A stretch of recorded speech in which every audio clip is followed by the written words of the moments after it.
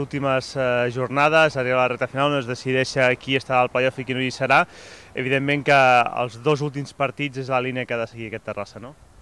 Sí, perquè s'ha millorat en un aspecte que era prioritari per l'equip i és el tema defensiu. 2 partits amb la porteria zero no ho havíem assolit en tota la temporada, hem estat molt irregulars amb el rendiment en quant a un concepte molt important per un equip que aspira a estar entre els 4 primers. Ens hem enfrontat a equips de molt nivell, Espanyol i Manlleu, i hem minimitzat les possibilitats que ells tenien, no? de generar perill, perquè més enllà del fet de tenir la porteria zero és que han estat 2 partits de molta tranquil·litat pels nostres porters. No? Ara vull recuperar aquella eficàcia ofensiva que teníem a l'inici del campionat, perquè aquesta seria, sens dubte, la situació idíl·lica per al Terrassa en les últimes jornades, de cara a aquests importants partits.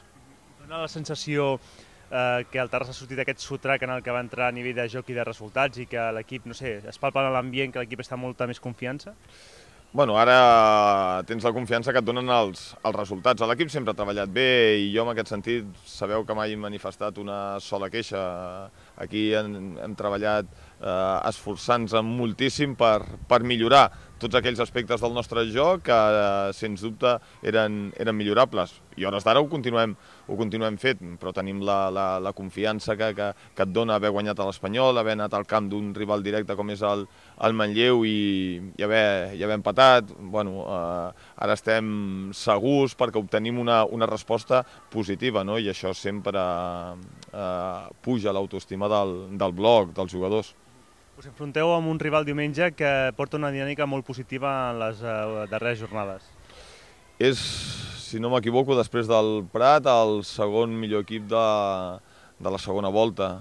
És un equip que a priori tothom comptava que estaria entre els 4 primers, manté el bloc de la temporada passada on jugava a segona B, ha tingut un inici molt negatiu i ara s'ha refet. És un rival molt perillós.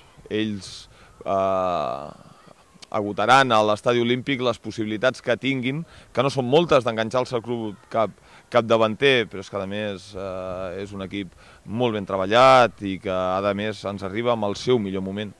Qui més et preocupa d'aquest equip? Què és el que destacaries al Santboià en el seu actual estat de forma?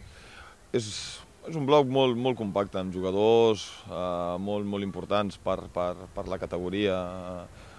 Jugadors com Fran Herencia, com Cárdenas, com Heredia, com Jordi Martínez, com Del Moral, són jugadors diferents de consistència que venen de competir a categories superiors i que ara no només estan importants, sinó són la base de l'estat de forma tan gran que té ara mateix el Sant Boi. Em preocupa molt el bloc defensiu, em preocupa moltíssim la proposta ofensiva perquè vindran a prendre'ns la pilota i quan ens han pres la pilota a l'estadi hem patit. Nosaltres tenim que recuperar la nostra millor versió i portar la iniciativa, però portar la iniciativa durant els 90 minuts. El Terrassa podria ser qui sortís més beneficiat si fa els deures aquest diumenge de la jornada, tenint en compte que hi ha un Cornellà a Rubí, que hi ha un Vilafranca a Poble de Mafumet, que es visita també l'Olot, el visita l'Espanyol, visita l'Olot, vull dir que... No, hi ha enfrontaments molt complicats aquesta setmana, aquest cap de setmana, però en tot cas nosaltres tenim que pensar en nosaltres.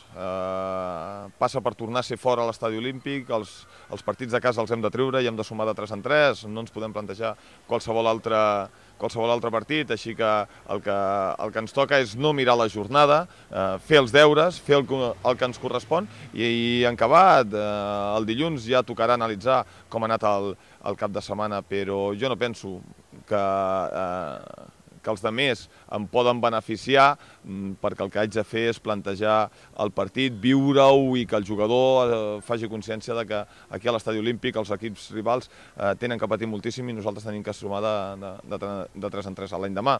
Ja veurem com ha anat el cap de setmana i ja veurem, perquè sí que és veritat que volem augmentar la distància sobre el 5è classificat. Això és una cosa que tothom que viu a la zona alta de la classificació pretén. sembla que us queden 3 partits, no, a l'Olímpic per acabar, aquest i 2 més, no? Sí, ara, bueno, abans de l'aturada de Setmana Santa, juguem contra el Sant Boi, parem i havíem de jugar la jornada aplaçada contra el Gavà, que s'ha passat el dia 18, amb la qual cosa després de Setmana Santa jugarem contra l'Europa i després tindrem 3 partits seguits fora, que serà Gavà, que serà Balaguer i Masnou. Rebrem a l'Olot i acabarem al camp de la Muntanyesa. És un calendari molt mal construït perquè aquesta aturada no beneficia absolutament a ningú, menys a un equip que com el nostre lluita a dalt, i després 3 partits seguits fora de casa no té cap sentit, no té cap explicació, no? Es podia haver passat la jornada, però no, han volgut ajornar aquest partit, amb la qual cosa viurem que tenim 2 partits seguits a casa amb una aturada al mig i que després tindrem 3 seguits fora. Però bueno, en tot cas aquest és el calendari que ens queda. Ara vull pensar única i exclusivament amb el Sant Boi. Per aquest partit, Pepe Arau, David García per sanció i Romero per lesió, les úniques 3 baixes de l'equip? No, també tindrem l'absència de l'Ivo. L'Ivo no ha pogut entrenar tota la setmana, aquest matí li feien una ressonància, espero aquesta tarda tenir el resultat. Ja va jugar amb moltes molèsties al quàdriceps aquest cap de setmana a Manlleu, és un jugador molt important per nosaltres. Sergio Montero tampoc ha pogut entrenar al mateix nivell que l'equip, de la darrera falta amb l'Espanyol va rebre una pilotada a l'oïda i té una fissura i bueno, corre el risc de que se li perfori el tímpano, que no sé si es diu així en català, però bueno, que en tot cas hem d'anar amb molt de compte amb aquest jugador. Joshua ahir no va acabar l'entrenament, que entre Joshua i Tribe s'havien de disputar la plaça que deixa l'Ivo perquè té molèsties a l'abductor, amb la qual cosa són baixes importants de pes. David García i Pepe Arau han estat molt importants amb el fet que hagin tingut la porteria 0 i no poder comptar amb l'Ivo de cara al diumenge augmenta a més aquesta dificultat perquè és un home molt necessari per nosaltres al mig del camp. Però bueno, ja ho hem viscut en altres moments i l'equip sempre s'ha refet i ha donat una bona resposta. Sempre dic que jo me'n recordaré del jugador si el que surt no fa la feina que li correspon, no? Això en futbol és així. Ets del Terrassa Futbol Club? A què esperes? Sintonitza la ràdio municipal de Terrassa i escolta el teu equip. Tots els partits del Terrassa en directe, amb la transmissió d'Àngel Carra. Escolta un líder. Escolta el 95.2 Ràdio. El 95.2 de la FM o per internet www.terrassadigital.cat.